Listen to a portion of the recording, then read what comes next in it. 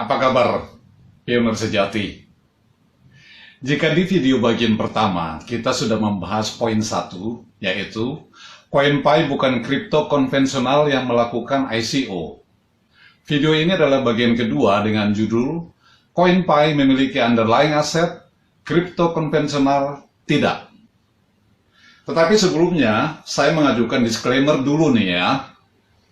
Dengan latar belakang sarjana di bidang IT, saya telah berupaya menyusun penjelasan berikut dengan bahasa yang lebih sederhana.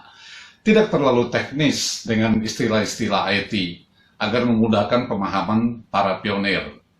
Sebagai informasi juga, S2 saya jurusan Strategic Management dari salah satu universitas negeri di Yogyakarta. Dan selama 20 tahun saya bekerja di industri pasar modal, serta menulis beberapa buku tentang pasar modal juga. Juga pernah mengajar di perguruan tinggi, jadi sedikit banyak saya cukup memahami dunia investasi, khususnya di bidang pasar modal. Siapkan alat tulis untuk mencatat istilah yang mungkin perlu bagi para pionir. Dan mohon maaf juga, jika di episode sebelumnya saya mengatakan berhubung durasinya lumayan panjang, terpaksa topik ini akan saya bagi menjadi 2 atau 3 episode. Benar saja, akhirnya saya bagi menjadi 3 episode, dan video ini adalah episode kedua. Dan saya mengingatkan lagi bagi Anda yang belum melakukannya, segera subscribe dan share video ini ke seluruh referral Anda agar semua pionir sepaham. Juga tap tombol bell agar kepada Anda diberi notifikasi untuk video tutorial berikutnya, sekaligus menyimak video-video tutorial yang telah diupload sebelumnya.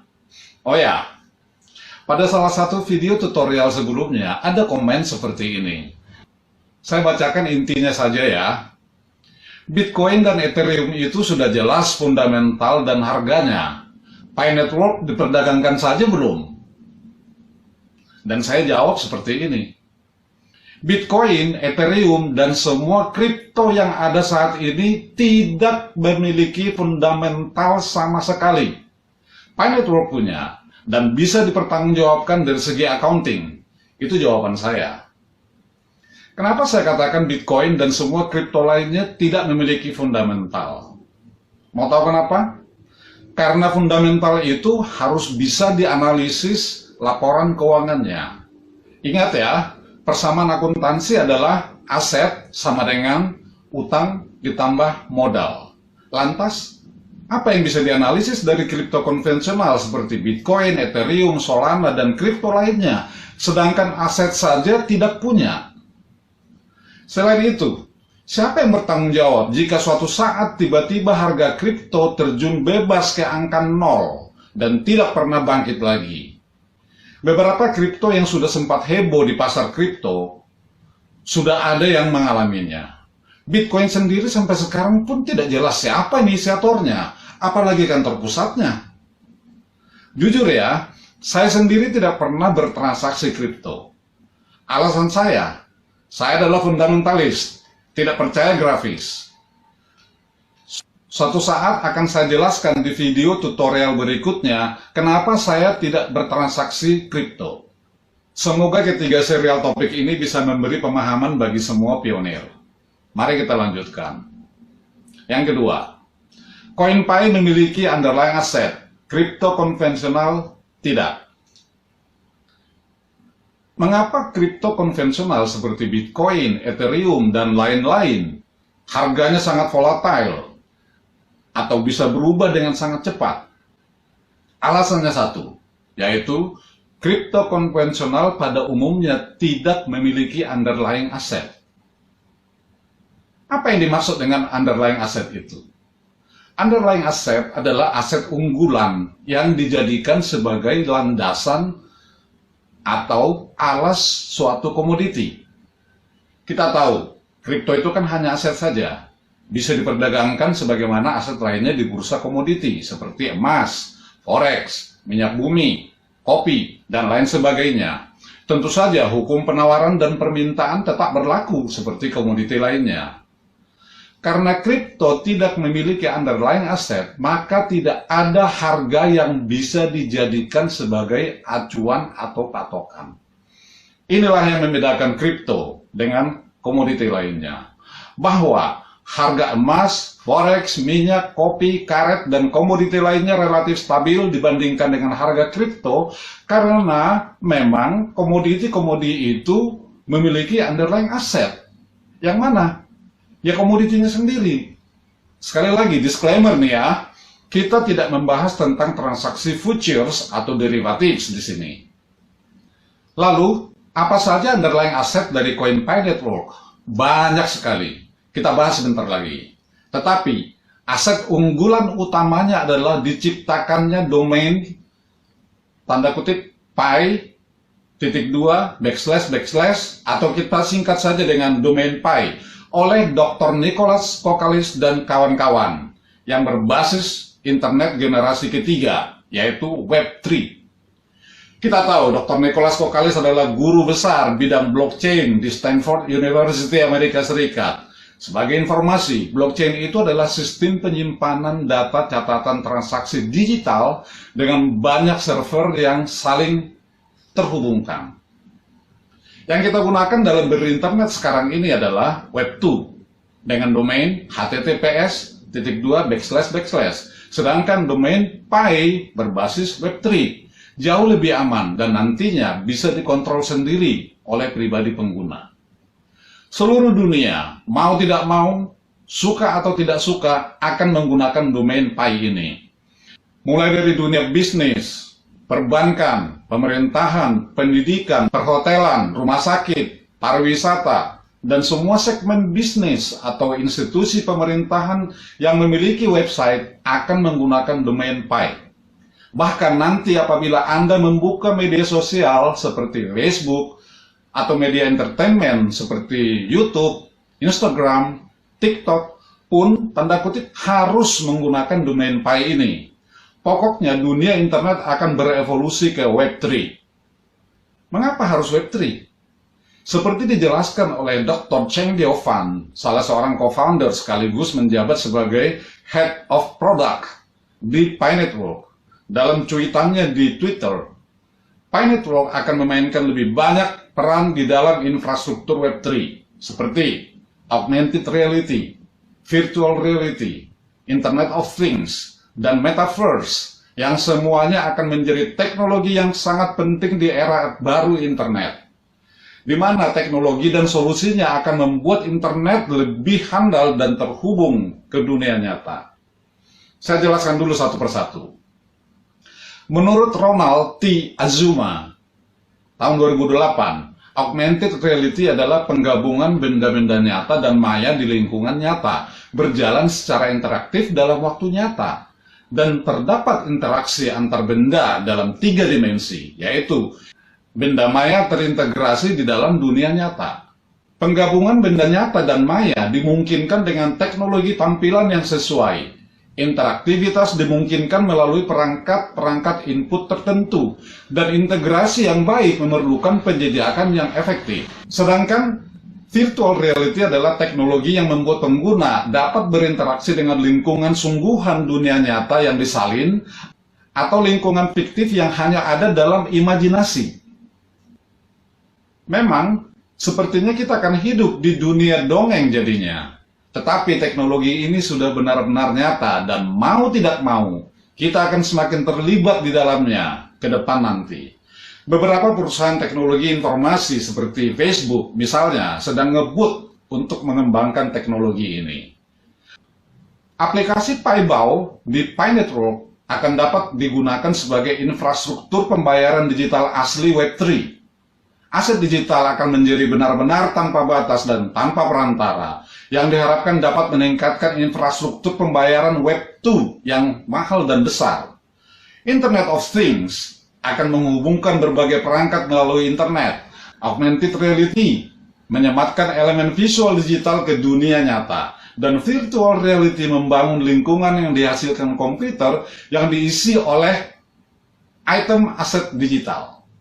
Pada akhirnya teknologi ini akan berkembang dan terintegrasi yang nantinya jaringan Web3 dari Pi Network akan menjadi metaverse yang benar-benar terintegrasi.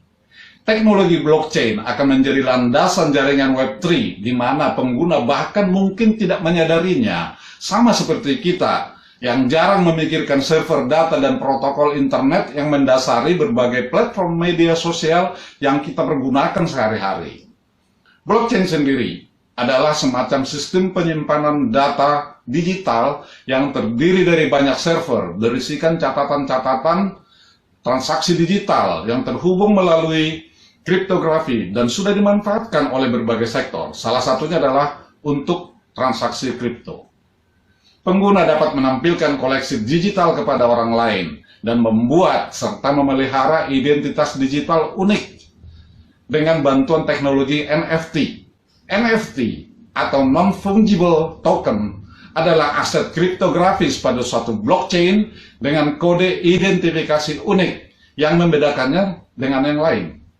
Dengan kata lain, NFT ini adalah identifikasi digital unik yang tidak dapat disalin, diganti, atau dibagikan, yang dicatat dalam blockchain yang digunakan untuk menyatakan keaslian kepemilikan.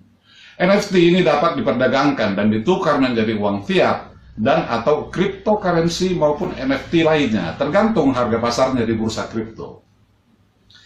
Jaringan blockchain dan Web3 akan menghilangkan kebutuhan untuk mempercayai pihak ketiga seperti bank atau perantara individu. Pengguna Web3 tidak perlu mempercayai entitas atau pihak lainnya, cukup percayai jaringan itu sendiri dalam bertransaksi. Hebat kan? Melalui organisasi otonom terdesentralisasi atau DAO, blockchain dan aset digital dapat mengubah cara pengguna Web3 mengkoordinasikan dan menjalankan tindakan kolektif. DAO membantu orang mengatur seputar kepentingan bersama tanpa memerlukan badan pembuat keputusan pusat. Catat itu. Pemegang aset digital dapat memilih tindakan terbaik secara kolektif. Selain itu, semua aktivitas dan suara dapat dilihat dan didengar di blockchain.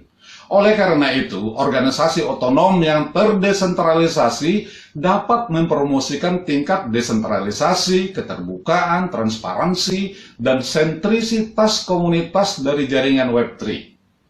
Jaringan Web3 menjanjikan pemecahan masalah besar internet saat ini dan menjaga kekuatan raksasa teknologi tetap terkendali. Blockchain dan token digital dirancang untuk mempromosikan interaksi yang terdesentralisasi, tanpa izin, dan tanpa kepercayaan, sehingga mereka sering dianggap sebagai teknologi utama yang paling mungkin memimpin transformasi Web3. Untuk lebih memudahkan gambaran bagi kita para pionir, mari kita lihat fenomena kendaraan listrik. Sekarang ini, beberapa pabrikan kendaraan berbahan bakar minyak fosil sedang berlomba-lomba memproduksi kendaraan listrik. Mulai dari mobil listrik sederhana, menengah, truk besar, hingga mobil listrik mewah. Sepeda motor elektrik saja sudah banyak yang berlalu lalang di jalan raya sekarang ini. Di Jakarta, Anda bisa naik bus Transjakarta yang ditenagai dengan listrik. Pabrik yang masih bertahan dengan produksi kendaraan berbahan bakar minyak fosil akan berakhir menjadi sejarah. Kita lihat saja dalam waktu 5 tahun ke depan, kendaraan listrik akan mendominasi jalan raya. Dan itu adalah fenomena yang tidak bisa dihindari. Baru-baru ini saja, seperti disiarkan stasiun televisi CNN, dua produsen Amerika Serikat dan Swedia berhasil menciptakan high-speed boat bertenaga listrik dengan kecepatan maksimum 35 mile per jam, bagaikan terbang di atas air rasanya. Bukan tidak mungkin kelak akan tercipta kapal besar berpenumpang ratusan orang atau bahkan ribuan orang. Mari kita bersiap diri untuk beradaptasi terhadap semua perubahan yang demikian cepat ini. Demikian kira-kira gambarannya dengan kehadiran Web3 ini. Kita tahu bahwa Web2 dengan domain https:// seringkali mudah diretas. Nanti, dengan domain Pi berbasis Web3, bisa dipastikan akan aman dari peretasan dan ketergantungan kepada pihak lain. Bisakah Anda bayangkan betapa kaya dan tajirnya pencipta internet generasi kedua atau Web2 ini? Kita tidak tahu siapa penemunya, dan namanya juga rasanya tidak pernah tercantum dalam daftar orang terkaya dunia di majalah Forbes. Mungkin saja mereka menyimpan kekayaannya di negara-negara tax haven seperti negara Vanuatu, Grenada, Dominika, dan lain sebagainya demi menghindari pajak. Nah, sekarang, apakah Anda juga bisa membayangkan nantinya betapa kaya penemu domain berbasis internet generasi ketiga atau Web3 ini? Berdasarkan informasi di Harvard Business Review, Web3 sebenarnya sudah ada sejak tahun 1991. Ketika dua orang ilmuwan, yaitu W. Scott Stornetta dan Stuart Haber, meluncurkan blockchain pertama. Web sendiri telah dimulai sejak munculnya internet tahun 1989 sebagai internet generasi pertama yang belum memiliki algoritma untuk menyaring informasi yang ada di dalam internet. Sementara Web 2 adalah web yang kita gunakan sekarang ini yang dapat membuat internet jauh lebih interaktif berkat kemajuan teknologi web seperti JavaScript, HTML5, CSS3, dan lain sebagainya. Internet generasi ketiga atau Web3 yang sudah mulai berkembang sekarang ini digadang-gadang sebagai tahap lanjutan dari evolusi web yang akan memproses informasi dengan memanfaatkan Artificial Intelligence atau AI. Melalui sistem AI inilah nantinya Web3 akan menjalankan program pintar yang bertujuan untuk memudahkan pengguna. Disinilah peran besar Pi Network nantinya. Pi Network akan memainkan peran besar di dalam infrastruktur Web3. Inilah yang tadi saya sebutkan di atas. Pi Network memiliki underlying aset, sedangkan kripto lainnya tidak. Selain domain Pi berbasis Web3, masih banyak underlying aset lainnya yang dimiliki Pi Network, terutama aplikasi-aplikasi yang dihasilkan dari proyek hackathon yang akan menjadikan koin Pi atau apalah nanti istilah yang pas untuk menamai Pi Network ini akan menjadi sangat mahal dan sangat langka. Let's see them. Sampai jumpa pada video tutorial bagian ketiga dengan judul ribuan aplikasi dari Project Hackathon. Keep mining, Pioneer. Bye.